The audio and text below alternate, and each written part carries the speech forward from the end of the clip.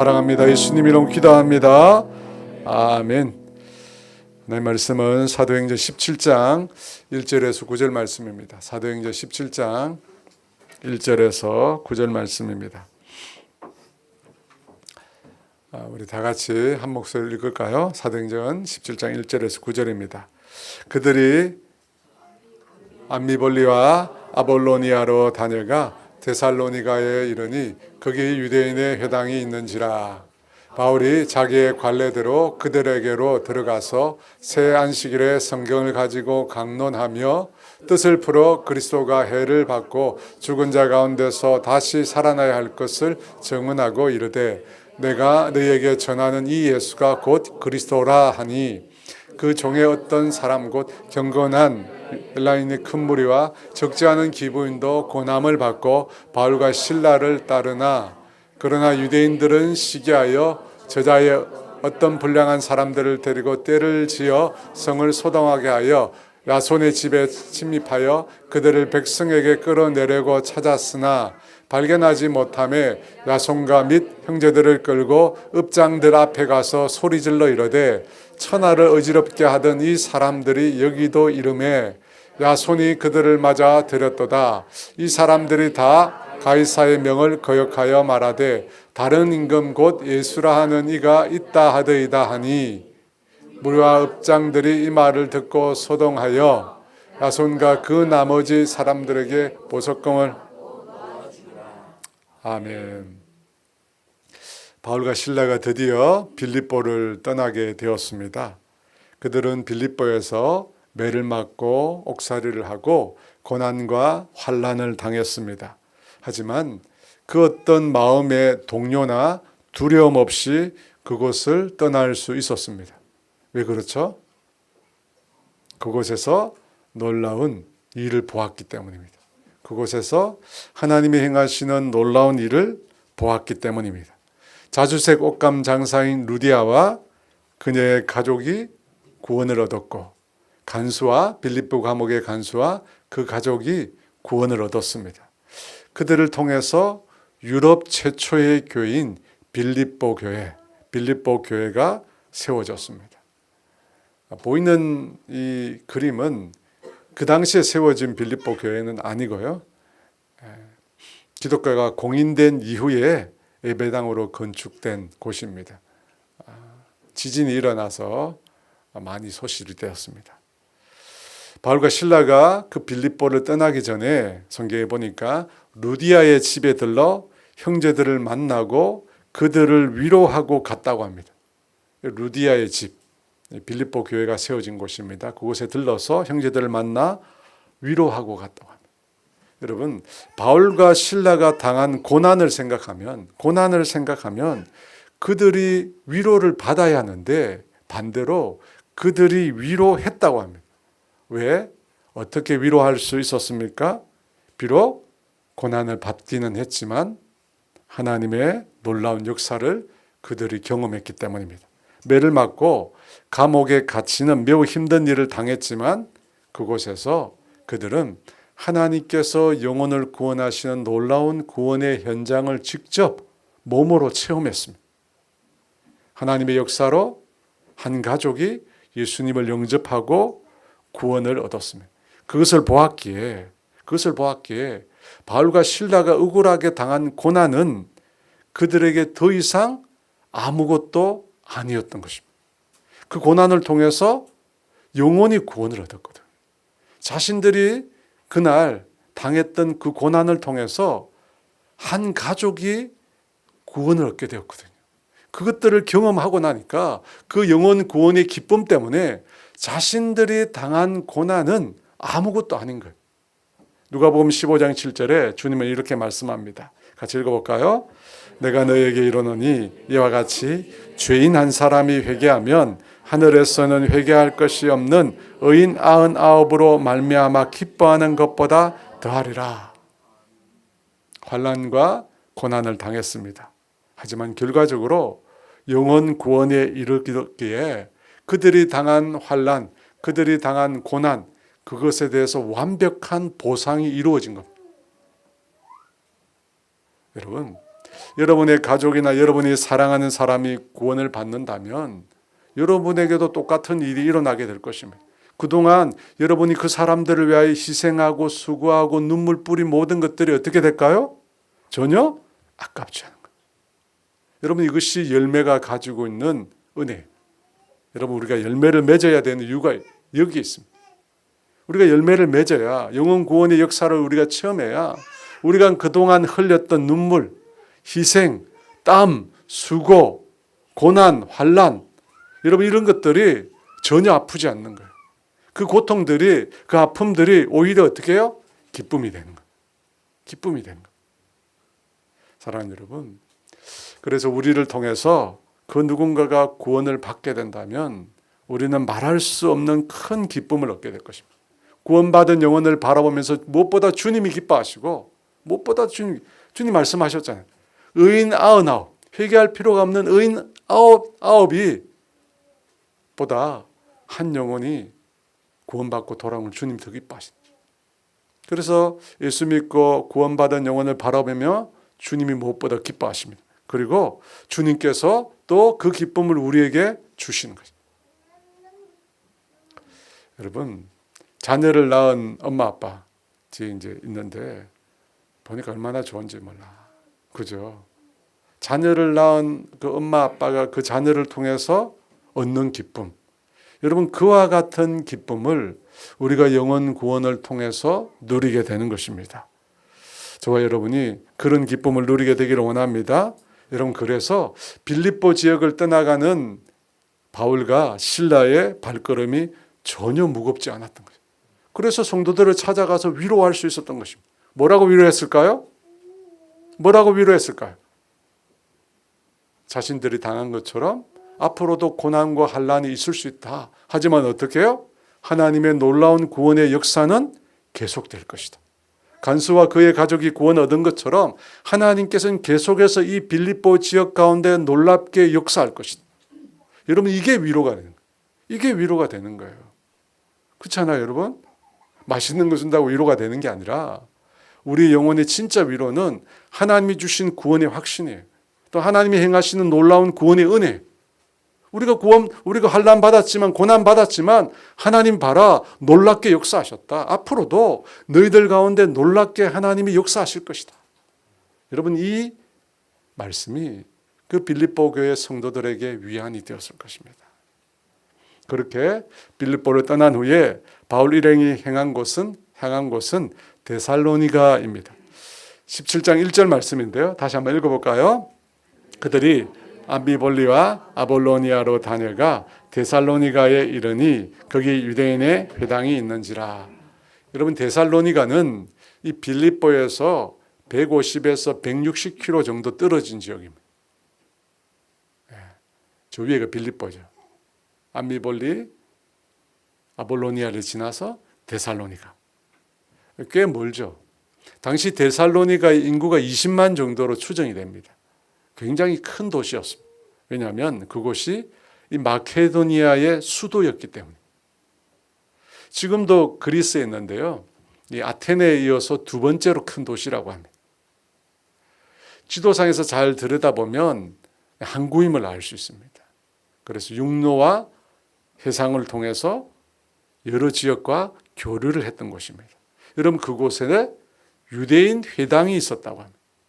빌립보에 유대인 회당이 있었습니까? 없었습니까? 없었죠. 빌립보에는 유대인 회당이 없었어요. 그래서 제자들이 회당이 없었기 때문에 기도하는 사람들이 있을까 해서 기도처를 찾아다녔습니다.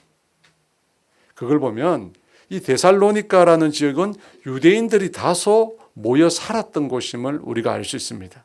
17장 2절 말씀 같이 읽어볼까요? 바울이 자기의 관례대로 그들에게로 들어가서 새 안식일에 성경을 가지고 강론하며, 바울은 회당에 들어가서 복음을 전하기 시작했습니다. 이것이 바울의 전도 전략이죠. 어디를 가든지 디아스포라, 흩어진 유대인들이 10명 이상 모이면 회당을 만들거든요. 그래서 바울도 먼저 회당 안으로 들어가서 그곳에서 복음을 전했습니다. 무엇보다 우선적으로 유대인들에게 복음을 전했습니다.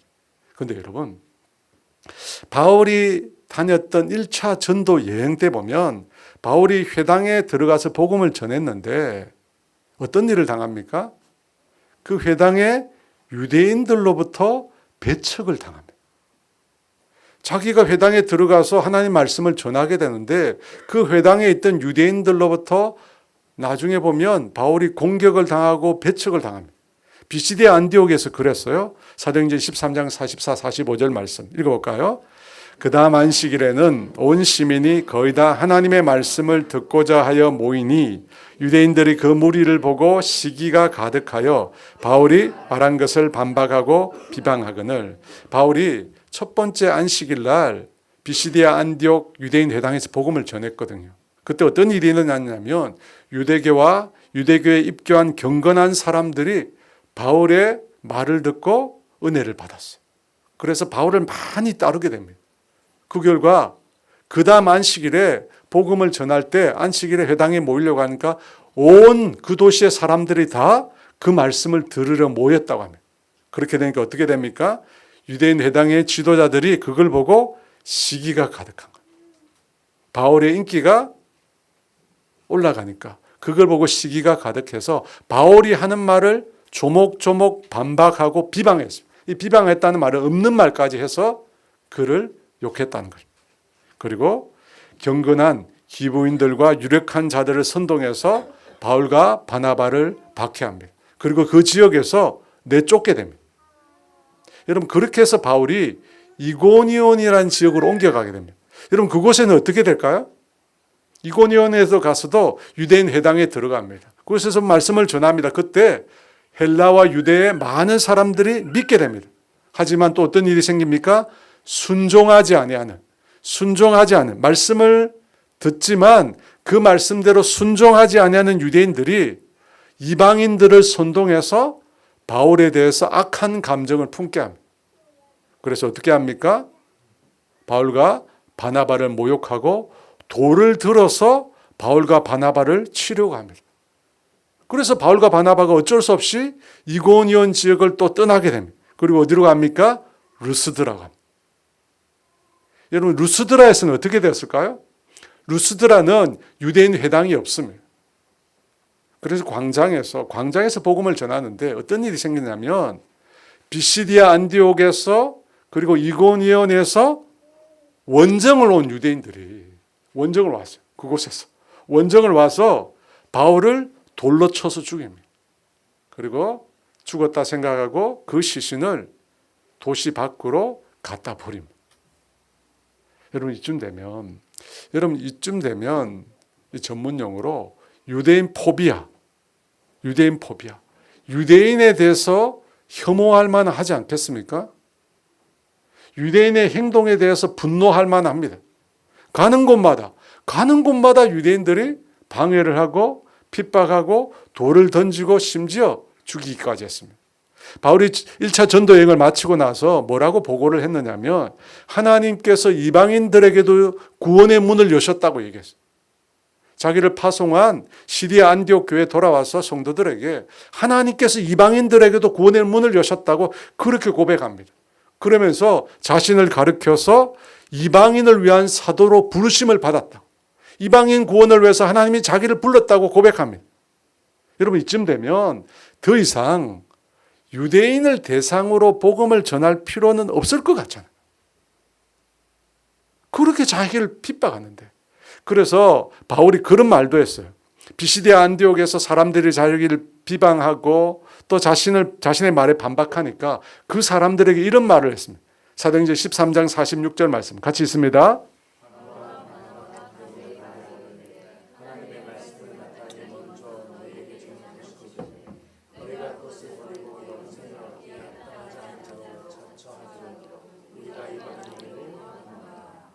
뭐라고 해요? 더 이상 유대인에게는 할 필요 없다. 그래서 자신이 이방인에게로 향한다는 것입니다. 너무나 화가 난 거죠. 복음을 전하는데 도와주지는 못할 망정 계속해서 회방하고 비방하고 반박하니까 이제 더 이상 유대인을 대상으로 복음을 전하지 않겠다는 것입니다. 전할 필요가 없다는 것입니다. 그런데 여러분, 바울이 데살로니가에 도착해서 또 어떻게 합니까? 유대인 회당을 찾아갑니다. 또 유대인 회당을 찾아가서 복음을 전합니다. 여러분 분명히 여러분 뒤에 내용을 아시잖아요. 분명히 좋지 않은 일이 또 일어납니다. 유대인을 인하여 환난과 핍박이 또 일어납니다. 그럼에도 바울은 포기하지 않습니다. 왜 그렇죠? 자기 동족 유대인을 구원하기를 원하거든요. 유대인들이 예수 그리스도께로 돌아오기를 원하거든요. 어느 정도 구원 얻기를 원합니까? 제가 주일에 말씀을 나누었는데요. 로마서 9장 1절에서 3절 이렇게 말씀합니다. 같이 읽어볼까요? 내가 그리스도 안에서 참말을 하고 거짓말을 아니하노라. 나에게 큰 근심이 있는 것과 마음에 그치지 않는 고통이 있는 것을 내 양심이 성령 안에서 나와 더불어 증언하노니 곧 고리고의 친척을 위하여 내 자신이 저주를 받아 그리스도에게서 끊어질지라도 원하는 바. 큰 근심과 마음에 끊이지 않는 고통이 있다고 하면 자신이 저주를 받아 그리스도에게 끊어질지라도 동족 유대인들이 예수 믿고 구원 얻기를 원한다는 것입니다. 여러분 바로 이 마음 때문에 거듭된 박해도 불구하고 억울한 핍박에도 불구하고 포기하지 않고 계속해서 유대인 회당을 찾아가서 그들에게 우선적으로 복음을 전합니다. 여러분 2절에 보니까 바울이 그렇게 복음을 전하는데 뭐라고 앞에 표현하고 있느냐면 자기 관례대로 회당에 들어갔다고. 자기 관례대로. 무슨 말이냐? 습관대로. 늘 하던 대로 늘 복음을 전할 때마다 하던 대로 회당에 들어갔고 복음을 전했다는 것입니다. 누가 뭐라고 하든지 관계없이 다른 사람이 어떻게 판단하든지 관계없이 늘 하던 대로 습관대로 하나님이 자신에게 주신 마음대로 늘 유대인 회당에 찾아갔다는 것입니다. 여러분 1월 말이 되면 설명절이 옵니다. 그죠? 그때 우리가 흩어져진 가족들을 만나게 됩니다. 여러분 그 가족들 중에는 믿지 않는 사람이 있을 겁니다. 또 어떤 가족들 중에는 명절날 가족들이 모이면 제사도 지내게 될 것이고 또 원치 않는 술자리도 있게 될 것입니다. 우리가 믿는 성도라면 당연히 그런 자리가 꺼려지겠죠. 제사 드리는데 누가 가고 싶겠어요? 술 먹고 막 그러는데 누가 가고 싶겠어요? 하지만 여러분 우리가 가족을 사랑하니까 우리가 가족의 구원을 위해서 기도하니까 여러분 우리가 그 자리에 가야 하는 것입니다. 그곳에 가서 예수를 믿지 않는 우리의 가족들이 그리스도께로 돌아오기 위해서 우리가 기도해야 합니다. 여러분 개중에는 그런 분들이 있어요. 여러분의 자녀들에게 제사를 드리라고 막 그런 어른들도 있어요. 자녀들에게 와서 너도 너 할아버지 할머니 고조 할아버지 고조 할머니 절하라고 그런 분들도 있습니다. 여러분 그런 분들의 그 요구를 거절하는 게 힘들겠죠. 하지만 여러분 그럼에도 우리는 그 자리에 가야 합니다. 이 바울의 모습이 오늘 그걸 가르쳐요. 여러분 유대인 회당에 들어갈 때마다 한 번이 아니에요. 들어갈 때마다 핍박을 받아요. 들어갈 때마다 어려움을 겪었습니다. 그럼에도 불구하고 바울이 어떻게 관례대로 습관대로 늘 주님께서 하라고 하신 대로 그 자리에 들어갔다는 겁니다. 그 자리에 들어가서 어떻게 됩니까?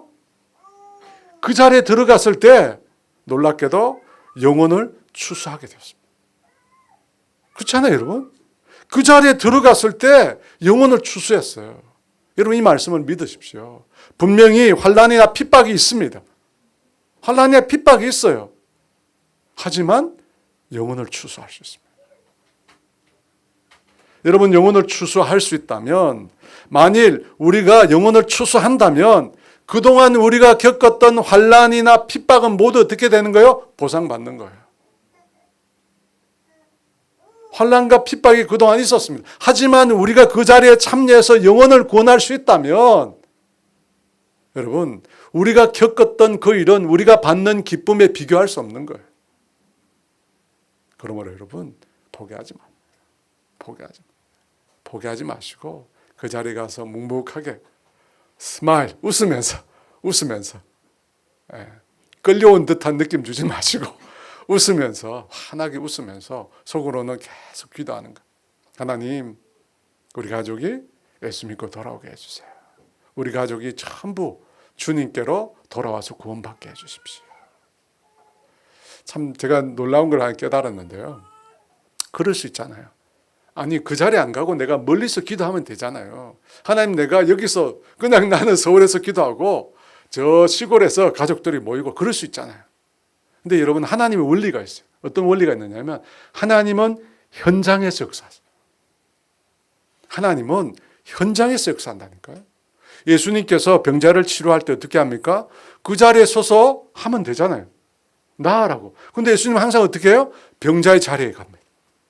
병자의 자리에 나아가세요. 야이로의 딸을 구원할 때는 그 앞에서 이미 죽었다고 사람들이 곡소리 하잖아요. 다 쫓아내요. 그리고 믿음 있는 사람들이 모여서 그 딸을 위해서 예배하고 기도합니다. 여러분, 주님이 역사하는 곳은 언제냐면 항상 현장이에요. 현장을 가야 돼요. 내가 누군가를 구원하겠다. 구원이 필요한 그 사람의 자리에 가야 돼요. 내가 멀리서 기도할게. 물론 저는 그 기도가 전혀 상관이 없는 기도다 그렇게 생각하지 않습니다. 그 기도도 능력이 있습니다. 하지만 주님이 원하시는 거, 주님이 바라시는 영적인 원리는 뭐냐면 그 자리에 가야 돼요. 그 자리에 가서 기도해야 돼요.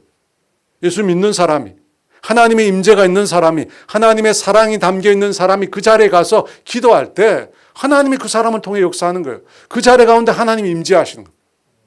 여러분 믿으십니까? 그래서 바울과 실라가 옥에 갇혔잖아요. 그 자리에 성령님이 역사하시는 거예요. 그 자리에 하나님 임재하셔서 옥문이 열리고 모든 묶인 것이 풀려졌잖아요. 그 자리에 임하신 거예요. 그러므로 여러분, 올 명절에 그 자리에 가세요. 가서 여러분이 그 자리에 힘들겠지만 그 자리에서 기도하시고 여러분의 가족들은 믿지 않는 영혼들이 그리스도께 돌아오기를 구하십시오. 여러분이 겪는 그 어려움, 여러분이 영적으로 겪는 고난, 여러분 그것을 주님이 보상해 주실 것입니다. 여러분 믿으십니까? 주님이 반드시 보상해 주실 것입니다. 그때 그 보상은 여러분이 겪은 것과 비교되지 않습니다. 엄청난 기쁨이, 엄청난 감사가 밀려오게 될 것입니다. 그것을 체험하는 저와 여러분 되시기를 주의 이름으로 축원합니다. 우리 2절과 3절 말씀 같이 읽습니다. 바울이 자기의 관례대로 그들에게로 들어가서 제 안식일에 성경을 가지고 강론하며 뜻을 풀어 그리스도가 해를 받고 죽은 자 가운데서 다시 살아나야 할 것을 증언하고 이르되 내가 너희에게 전하는 이 예수가 곧 그리스도라 하니, 새 안식일에 거쳐서 바울이 말씀을 강론했다고 합니다. 여러분, 강론이란 말을 교회에서 가끔 쓰잖아요. 무슨 말일까요? 오늘 목사님 말씀을 강론하시겠습니다. 그런 말 쓰는데, 이 강론이라고 하는 말은 무슨 뜻이냐면 잘못 이해하고 있는 성경 구절에 대해서 올바른 말씀을 제시한다는 뜻입니다. 그러니까 지금 바울이 유대인들이 잘못 알고 있는 부분에 대해서 그날 회당에서 올바른 진리를 전하겠다는 것입니다. 그러면 유대인들이 잘못 알고 있는 성경의 부분은 무엇입니까? 그리스도에 대해서 잘못 알고 있다는 것입니다. 바울은 그리스도를 어떻게 이야기합니까? 그리스도가 해를 받고 죽은 자 가운데서 다시 살아나야 할 것을 증언했다고 합니다. 여러분, 증언이라는 말이 무슨 뜻이냐면 이 식탁에 음식을 하나씩 올려놓듯이 구체적으로 선명하게 그 말씀의 의미를 하나씩 풀어서 설명하는 걸 말합니다. 그러면 바울이 강론한 것은 그리스도가 해를 받고 죽은 자 가운데서 다시 살아난다는 것입니다. 그리스도의 고난과 죽음과 부활에 가는 것입니다. 그런데 그것을 강론한다고 했거든요. 그러면 유대인들은 그 그리스도에 대해서 어떻게 잘못 알고 있었을까요? 어떻게 잘못 알고 있었어요? 많이 들어서 다 알고 계시죠? 그리스도라고 하는 말은 구원자, 히브리어로 메시아랍니다. 근데 유대인들은 메시아를 어떻게 생각했습니까? 다윗과 같은 왕으로 생각했습니다. 그래서 다윗의 후손으로 오실 메시아는 이스라엘을 당시 로마의 압제로부터 건져줄 자라고 믿었습니다. 이스라엘을 해방하여 다윗의 때처럼 부강한 나라를 세워줄 자가 메시아라고 생각했습니다. 여러분, 그것이 유대인들이 생각한 메시아예요. 근데 지금 바울은 뭐라고 메시아를 이야기하고 있어요? 그리스도가 해를 받고 죽는다고 합니다. 그냥 죽는 것도 아니고 반드시 고난받고 죽는다고 합니다. 그리고 난 다음에 어떻게 해요? 반드시 다시 산다고 얘기해요. 그러니까 이 그리스도 메시아에 대해서 바울이 말한 내용과 유대인들이 알고 있는 메시아가 같습니까? 다릅니까? 완전히 다릅니다. 완전히 다릅니다. 유대인들은 메시아가 자기들을 억압으로부터 압제로부터 구원해 줄 다윗과 같은 왕이라고 믿었습니다. 그것이 보통의 유대인들의 생각이었어요. 여러분, 이것을 우리가 베드로를 통해서도 알 수 있습니다. 베드로. 예수님께서 내가 곧 사람들에게 붙잡혀서 고난받고 십자가에 못 박혀 죽게 될 것이다. 그리고 3일 만에 다시 부활하게 될 것이라고 예수님 말씀하셨습니다. 그때 베드로가 어떤 행동을 취합니까? 예수님께 절대로 그런 일을 일어날 수 없다고 예수님을 막았습니다. 성경에 보면 나무라다. 예수님을 꾸짖듯이 나무라듯이 막았었습니다. 왜 그렇게 행동했습니까? 베드로가 생각한 메시아는 고난이 없는 메시아거든. 베드로가 생각한 그리스도는 오직 승리자입니다. 승리자예요. 원수를 짓밟고 완전한 승리를 가져들 자입니다. 베드로는 자신이 믿는 그리스도라고 믿는 예수님께서 죽게 된다고 하니까 도저히 받아들일 수 없는 거예요. 메시아는 승리자거든. 근데 여러분, 더 놀라운 게 뭐냐면 베드로만 그렇게 생각한 것이 아니라 예수님이 부활하신 이후에도 제자들이 여전히 그런 생각을 하고 있었어요. 사도행전 1장 6절 말씀 같이 읽어볼까요?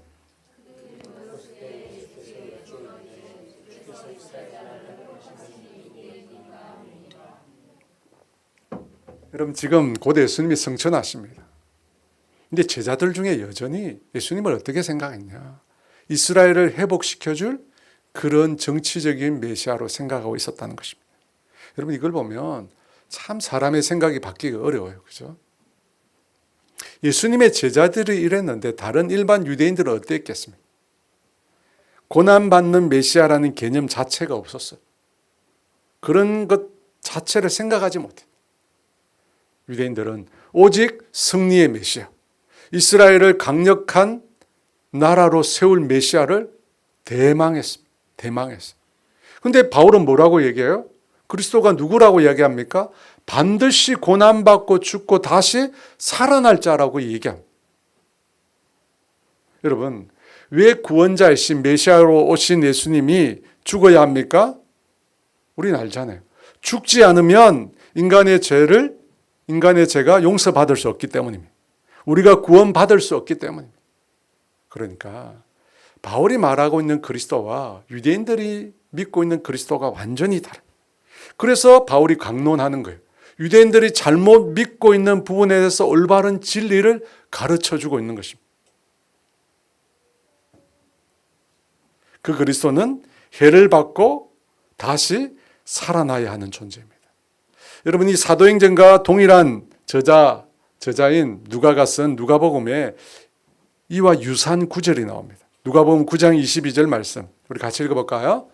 인자가 많은 고난을 받고 장로들과 대제사장들과 서기관들에게 버림받아 죽임을 당하고 제3일에 살아나야 하리라. 여러분, 이 말씀에 동사들 있잖아요. 동사들을 연결해서 보세요. 인자 곧 그리스도는 많은 고난을 받고 버림받아 죽임을 당하고 살아나야 하리라. 마지막 말은 당연히 살아나야 된다는 거예요. 당위를 말합니다. 예수님은 그러니까 고난받는 것이 당연하고 버림받는 것이 당연하고 죽는 것이 당연하고 다시 살아나야 되는 것이 당연하다는 것입니다. 사도행전과 여러분 누가복음이 똑같습니다. 내용이. 당연하다는 거예요. 반드시 이루어져야 된다는 거예요. 이 사도행전에서는 그리스도가 해를 받는다고 표현했는데 누가복음에는 세 가지가 나옵니다. 그죠? 고난받고 버림받고 죽임을 당한다는. 여러분, 먼저 고난을 받습니다. 당연히 받아야 돼요. 근데 여러분, 이게 좀 이상한 게 이 동사의 태가 수동태가 아니에요. 여러분, 고난받는 게 수동태가 아니고 태가 능동태. 여러분, 사도행전에도 해를 받는다고 할 때 수동태가 아니고 능동태입니다.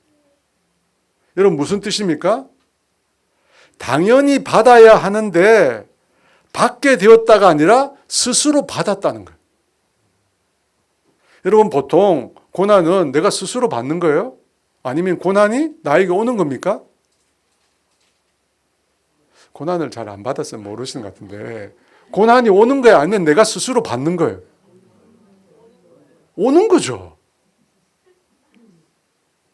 고난이 스스로 오는 거예요. 가만히 있는데 고난이 나를 찾아오는 거예요. 근데 예수님은 어떻게 하셨다고요?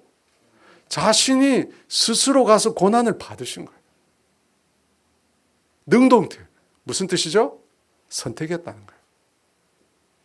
예수님이 스스로 고난을 선택하신 거예요. 고난 받지 않으셔도 되는데 예수님 스스로 선택하셨습니다. 뭐 때문에요?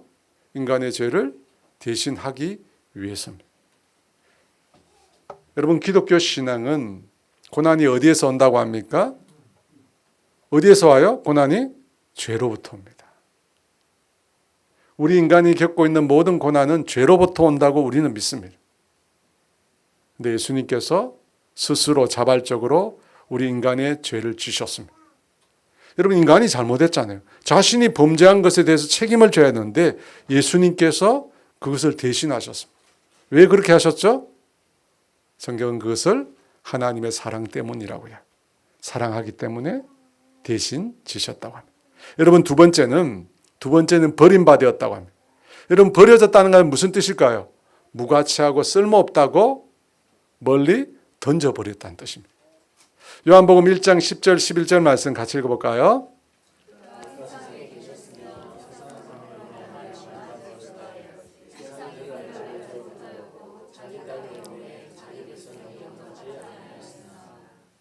여러분, 다 아는 거지만요, 잘 들어놓으세요.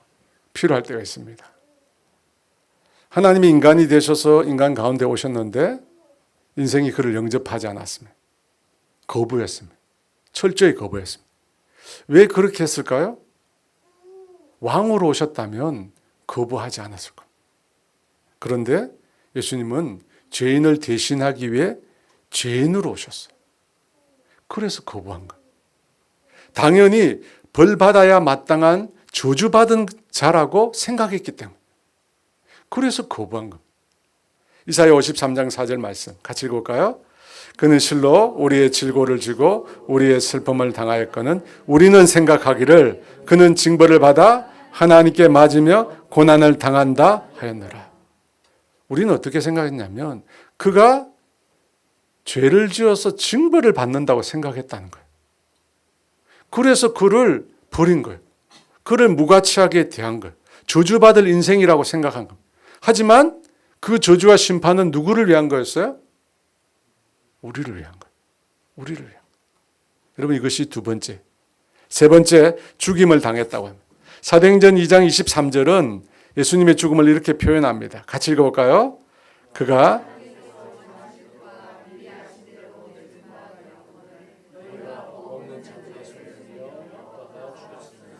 여러분, 예수님의 죽음에도 분명히 나와 있어요. 뭐라고 되어 있습니까? 하나님께서 정하신 뜻과 미리 하신 대로. 예수님의 죽음을 하나님이 계획하신 것. 이 정했다는 말은 결정되었다는 말이에요. 영원 전에 이미 하나님께서 우리의 구원을 위해서 예수님의 죽음을 결정하셨어요. 그래서 어떻게 됩니까? 반드시 죽어야 돼요. 이미 결정해 놓았거든. 하나님이 이미 결정해 놓았기 때문에 반드시 죽어야 돼요. 그런데 그와 같이 해를 받는 것만 반드시 행해져야 될 일뿐만 아니라 죽은 자 가운데서도 다시 살아나야 되는 일도 반드시 이루어져야 되는 당위입니다. 여러분, 왜 예수님께 반드시 살아나셔야 되죠? 왜 예수님이 부활해야 돼요? 아시죠? 맞아. 한번 말씀해 보시라요. 요한복음 11장 25, 26절 말씀 같이 있습니다. 예수께서 이르시되 나는 부활이요 생명이니 나를 믿는 자는 죽어도 살겠고 무릇 살아서 나를 믿는 자는 영원히 죽지 아니하리니 이것을 내가 믿느냐. 바로 이것 때문입니다. 예수님이 죽음을 이기신 이유는 우리에게 죽음을 이기는 영생을 주시기 위해서. 여러분, 예수님이 죽으신 것은 우리 죄 때문입니다. 하지만 다시 살아나신 이유는 뭡니까? 우리에게 영생을 주시기 위해서. 여러분, 예수님이 사셔야 돼요. 예수님이 부활하셔야 돼요. 예수님이 부활하시지 않으면 어떻게 되죠? 우리도 영생을 얻을 수 없습니다. 예수님이 부활하시지 않으면 우리도 부활할 수 없습니다. 우리도 부활하지 못하면, 다시 살아나지 못하면 어떻게 돼요? 죄의 결과인 죽음의 권세 아래 영원히 놓이게 되는 거예요. 죄의 결과인 죽음의 권세에 주님께서 깨뜨리고 부활하심으로 우리도 부활하는 거예요. 우리도 영생을 얻는 거예요. 그래서 주님은 반드시 부활해야 돼요. 반드시 부활 안 하면 어떻게 돼요? 우리가 여전히 죽음의 권세 아래에 놓이게 되는 거예요. 그래서 부활해야 돼요. 여러분, 이것이 바울이 전한 복음이에요. 그리스도는 해를 받고 죽어야 된다. 그리고 반드시 다시 살아나야 돼. 근데 여러분 잘 보세요. 혹시 연역법이라는 거 혹시 들어보세요? 연역법. 학교 당시로 돌아가서 20년, 30년 전으로 돌아가서. 연역법이 뭐예요? 일반적인 진리에서 구체적인 사실로 나아가는 거예요. 여러분, 바울이 지금 이야기하는 걸 보면요, 연역법을 사용하고 있습니다. 뭐라고 얘기합니까? 그리스도가 누구냐? 성경이 말하는 그리스도가 누구냐? 해를 받고 반드시 죽어야 된다. 그리고 다시 살아나야 된다. 그리스도의 고난과 죽음 그리고 부활을 말합니다. 그리스도가 누구냐? 그리스도라고 하는 존재는 반드시 죽고 반드시 다시 살아나야 된다. 그렇게 말한 거예요. 그 다음에 어떻게 해요? 구체적인 인물을 이야기합니다.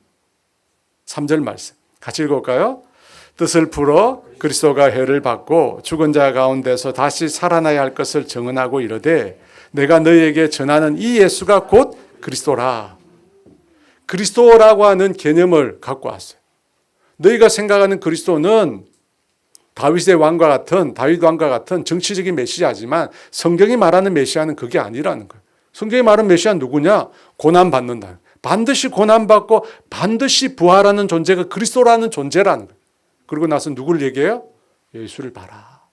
예수가 바로 죽고 다시 부활했다. 그러니까 그가 그리스도라는 거예요.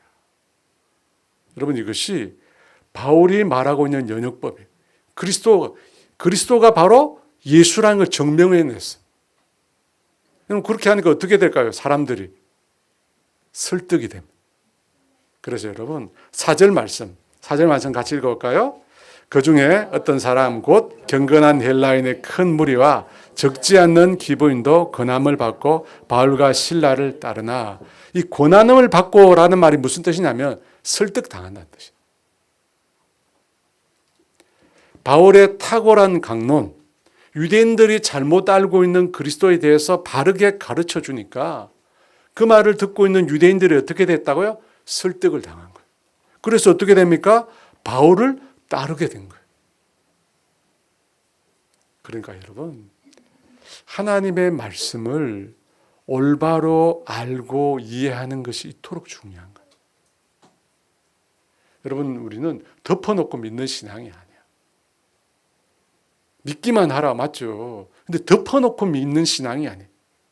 하나님의 말씀을 올바로 알아야 돼요. 바울이 강론한다잖아요. 잘못 알고 있는 그리스도에 대해서 명확하게 성경이 말하는 진리를 말씀한 거예요. 그것도 연역법을 써가지고 그리스도에서 예수로. 그리고 그 말씀을 듣고 있는 사람들이 다 그 말에 설득을 당한 거예요. 여러분, 우리가 똑바로 알아야 똑바로 가르칠 수 있습니다. 예수님 뭐라고 말씀하셨어요? 가르쳐 지키게 하라.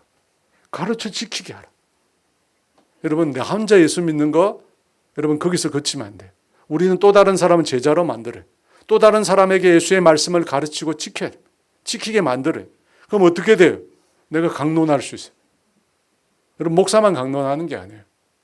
하나님의 말씀 무엇이 맞는지 무엇이 틀리는지 내가 그것을 분별해서 가르칠 수 있어야 돼요. 그렇게 할 때 여러분 어떻게 됩니까? 이방인들이 그 바울의 말을 듣고 설득을 당해서 바울을 따르게 된 것입니다. 그러므로 바라기는 여러분 모두가 정말로 하나님의 말씀의 가르침을 올바로 깨달을 뿐만 아니라 그 말씀을 또 다른 누구에게 가르쳐야 돼요. 강론해야 돼요. 그래서 그 사람으로 하여금 하나님의 말씀의 진리를 깨닫고 설득당하도록. 아멘이십니까? 여러분 집에 가서 하셔야 돼요. 이제. 여러분 자녀들을 딱 세워놓고 가르치는 거예요. 설득시켜야 돼요. 남편을 설득시키고 부인을 설득시키고. 여러분 이방인들은 그 바울의 말을 듣고 설득을 당했습니다. 반면에 유대인들은 어떻게 됐을까요? 5절 말씀 같이 있습니다. 그러나 유대인들은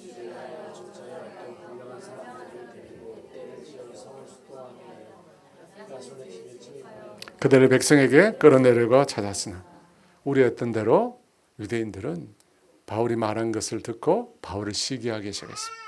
여러분 바울의 말이 설득력 있잖아요. 많은 사람들이 듣고 따르잖아요. 그걸 보니까 배가 아픈 거죠. 근데 더 나아가서 어떻게 해요?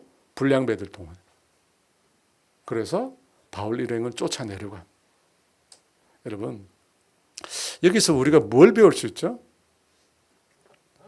우리가 배울 수 있는 내용 중에 하나는 메시지는 똑같은데 반응이 다른 거예요. 메시지의 문제입니까? 사람의 문제입니까? 사람의 문제죠. 말씀은 같아요. 근데 뭐가 다르냐? 마음밭이 다른 거예요. 길가밭, 돌밭, 가시밭. 말씀을 주는데 그 말씀을 신실하게 받아들이는 게 아닙니다. 따르게 받아들여요. 데살로니가 후서 3장 1절과 2절에 이런 말씀은 있습니다. 같이 읽어볼까요? 끝으로 형제들아 너희는 우리를 위하여 기도하기를 주의 말씀이 너희 가운데서와 같이 퍼져나가 영광스럽게 되고 또한 우리를 부당하고 악한 사람들에게서 건지시옵소서 하라. 믿음은 모든 사람의 것이 아니니라. 데살로니가 후서잖아요. 여러분 지금 본문에 나와 있는 그 상황이에요. 그 상황이에요. 너희 가운데. 그죠? 데살로니가 교회 성도들 가운데는 그 말씀이 퍼져나가 영광스럽게 됐다. 반면에 어떻게 해요? 부당하고 악한 사람들. 불량배잖아요. 불량배. 건져달라고. 그러면서 마지막에 뭐라고 얘기합니까? 믿음은 모든 사람의 것이 아니라고 합니다. 동일한 말씀을 듣지만 다 똑같지 않다는 것입니다. 말씀에 문제가 있는 게 아니라 그 말씀을 받아들이는 사람이 문제가 있는 거예요. 여러분 이방인들은 바울의 복음을 듣고 설득을 당했습니다. 하지만 유대인들은 시기하고 바울과 그 일행을 해하려고 했습니다. 왜 유대인들은 그 진리의 말씀을 받아들이지 않는 것일까요? 앞서 제가 언급한 것처럼 유대인들이 믿는 메시아상이 있는 거예요. 다윗과 같은 메시아를 원하는 거예요. 고난받고 버림받고 죽고 뭐 이런 원치 않아요. 이런 거 원치 않아요. 강한 힘과 능력으로 원수를 짓밟고 승리하는 메시아를 원했습니다. 여러분 그 생각이 가득한 거예요. 유대인들이 구약이 끝나는 시점부터 신약 예수님이 오실까지 그 300년 동안 유대인들의 뭐가 가장 강한 사상이었냐면 메시아 대망 사상. 메시아를 갈망했어요. 어떤 메시아? 힘과 권력을 가지고 이 땅을 정복하고 위대한 유대 왕국을 세울 그런 메시아를 갈망. 여러분 그 생각 때문에 예수님 배척하는 거예요. 지금도 그 생각까지. 지금도 그 생각까지. 근데 여러분 안타까운 점은 성경이 메시아에 대해서 말하는데 그 내용 중에 분명히 고난받고 죽임당하는 메시아가 있는 거예요. 성경의 내용에. 고난받는 하나님의 종에 관한 내용이 성경에 나와 있어요. 없으면 이 사람들이 그렇게 생각할 수 있는데 성경에 나와 있다니까. 대표적으로 이사야 53장 3절에서 5절 말씀 같이 있습니다.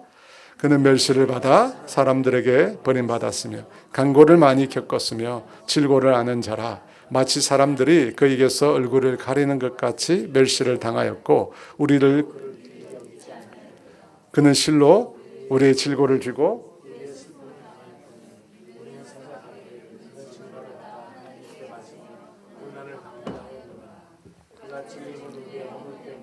그가 상함은 우리의 죄악 때문이라. 그가 징계를 받음으로 우리는 평화를 누리고 그가 채찍에 맞음으로 우리는. 하나님은 분명히 이사야 선지자를 통해서 그리스도가 고난받는다고, 그리스도가 누구냐, 메시아 누구냐, 고난받는다고 말씀하셨어요. 하지만 유대인들은 이 말씀을 자신의 눈에 마음에 두지 않았습니다. 그저 자기들이 원하는 메시아, 자기들이 원하는 메시아만 본 거예요. 내가 원하는 메시아, 다윗과 같은 힘과 능력으로 그 백성을 건져내고 이 땅에 위대한 유대 왕국을 세워줄 메시아, 그 메시아만 바라보는 거예요. 여러분, 그런 메시아가 머릿속에 있으니까 고난받는 메시아 눈에 안 들어오는 거예요. 그러니까요, 여러분, 우리 안에 하나님에 대한 잘못된 생각, 예수님에 대한 잘못 알고 있는 것, 성령님에 대해 잘못 알고 있는 것, 여러분, 우리가 잘못 알고 있는 이 것들 때문에 우리가 잘못된 신앙으로 나가는 거예요. 그래서 여러분, 또 반복하지만 하나님을 바로 알아. 하나님 바로 알아. 하나님을 바로 알지 못하면 하나님을 바로 섬길 수 없어요. 바른 신앙으로 나아갈 수 없습니다. 호세아가 말한 것처럼 정말로 하나님을 올바로 아는 것이 우리에게 너무 필요합니다. 호세아 6장 3절 말씀 같이 읽어볼까요? 그러므로 우리가 여호와를 알자. 힘써 여호와를 알자. 그의 나타나시면 새벽빛같이 어김없나니 비와 같이 땅을 적시는 늦은 비와 같이 우리에게 임하신. 여러분, 하나님을 알아야 돼. 끊임없이 하나님을 알아야 돼. 하나님을 똑바로 알지 못하면 유대인들처럼 자꾸만 빗나가는 거예요. 자꾸만 진리의 길에서 그릇된 길로 나가는 것입니다. 그래서 뭐라고 얘기해요? 하나님을 알자는 거예요. 어떻게? 힘써 알아야 돼. 힘써. 여러분, 여기서 안다는 것은 지식적인 것뿐만 아닙니다. 성경 말씀 많이 알아야 돼. 그뿐 아니라 경험으로. 내가 깨달은 말씀, 내가 묵상한 말씀, 내가 오늘 읽은 그 말씀 속에 나오는 그 하나님, 내 삶에서 체험해야 돼. 사랑하는 여러분, 여러분이 믿고 따르고 섬기고 있는 메시아 그리스도는 어떤 분이십니까? 나를 성공으로, 안전으로, 평안으로 이끄는 메시아입니까? 내가 믿는 메시아는 유대인들이 대망했던 메시아와 완전히 다릅니까? 여러분, 어떻게 생각하십니까? 혹시 나도 내가 원하는 예수, 내가 원하는 하나님, 내가 바라는 성령님, 여러분, 그것만 여러분이 보려고 하지 않습니까? 내 성공을 위한, 나를 위한. 여러분, 이거 잘못된 거예요. 나를 위한 메시아가 되면 안 돼요. 그 반대로 돼요. 메시아를 위한 내가 돼요. 여러분, 유대인들이 잘못된 신앙을 갖게 된 것은 바로 잘못된 메시아관에서 나왔다는 것입니다. 그러므로 올바른 신앙을 우리 끊임없이 배워야 돼요. 성경을 알아가야 되고, 하나님을 알아가야 되고, 예수님을 알아가야 돼요. 두 번째, 유대인들이 예수님을 받아들이지 않는 것은 영적인 부분입니다. 영적인 부분이에요. 여러분, 우리가 예수를 믿는 것은 내가 시작한 게 아니죠. 누가 시작하게 하셨어요? 누가 시작하게 하셨어요? 성령님. 하나님이 하셨죠. 성령님이 믿게 해주셔서 믿게 된 겁니다. 성령으로 거듭난 자만이 복음에 반응합니다. 고린도전서 12장 3절 말씀, 여러분, 이 말씀은 꼭 기억하셔야 돼요. 같이 있습니다. 그러므로 내가 너에게 알리노니 하나님의 영어로 말하는 자는 누구든지 예수를 저주할 자라 하지 아니하고 또 성령으로 아니하고는 누구든지 예수를 주시라 할 수 없느니라. 성령으로 아니하고는 누구든지 예수님 알 수 없습니다.